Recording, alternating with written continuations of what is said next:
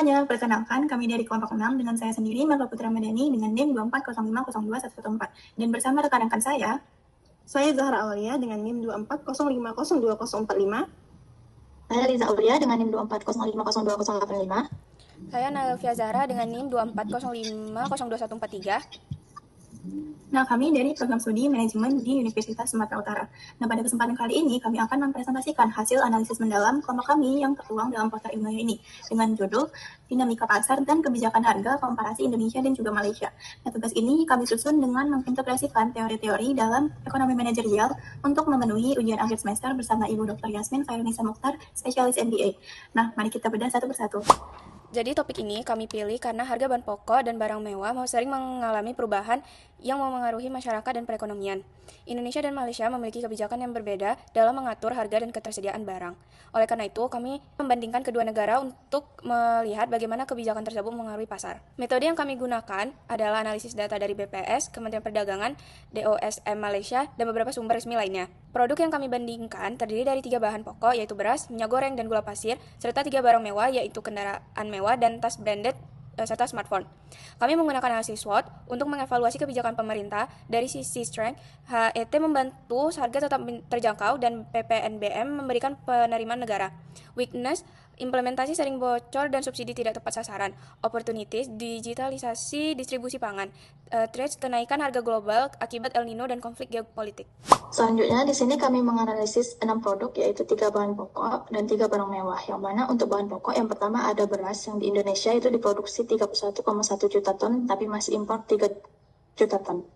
Dan harga pasarnya itu tembus Rp18.000, jauh di atas HET yang mana normalnya itu Rp13.900. Di Malaysia itu lebih stabil karena subsidi targetnya itu Rp1,80 per kilogram. Barang kedua ada minyak goreng, yang mana terjadi pada tahun 2022 itu krisis yang bukan soal kelangkaan sawit, melainkan kegagalan kebijakan dari DMO dan DPO yang tidak diawasi ketat.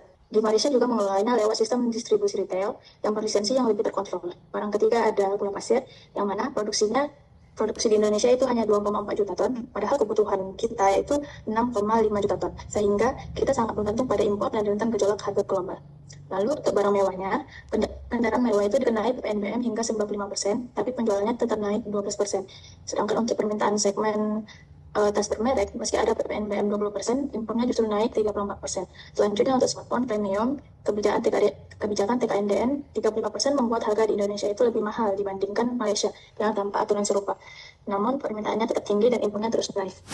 Nah, dari hasil analisis tadi kita dapat hal yang menarik nih, bahwasanya kebijakan HET dan juga PPNBM itu di Indonesia seringkali tidak mencapai tujuannya karena ada 3 persoalan struktural, yaitu lamanya pengawasan distribusi, ketidaktepatan sasaran subsidi, dan juga elastisitas permintaan yang berbeda antara kelompok miskin dan juga kelompok kaya. Ini sejalan dengan temuan WAR dan juga Yusuf pada tahun 2014, bahwasanya fiskal kebijakan di Indonesia itu cenderung regresif jika tidak disertai mekanisme targeting yang kuat. Sementara untuk Malaysia, meski subsidi gula pasirnya itu dicabut sejak 2013 dan diserahkan ke pasar, justru hal ini menghasilkan harga yang lebih stabil, dan hal ini membuktikan bahwa deregulasi yang terencana bisa lebih efektif dan kontrol harga yang lemah. Nah, yang terakhir yaitu ada solusi. Nah, ada 3 rekomendasi kebijakan dari analisis ini. Yang pertama itu ada perkuat infrastruktur rantai pasok domestik, baik dari cold storage, e-warung digital, dan subsidi berbasis NIK bukan harga. Lalu yang kedua itu ada kalibrasi ulang PPNBM barang mewah, agar tidak terlalu tinggi, sehingga mendorong penyeludupan dan grey market.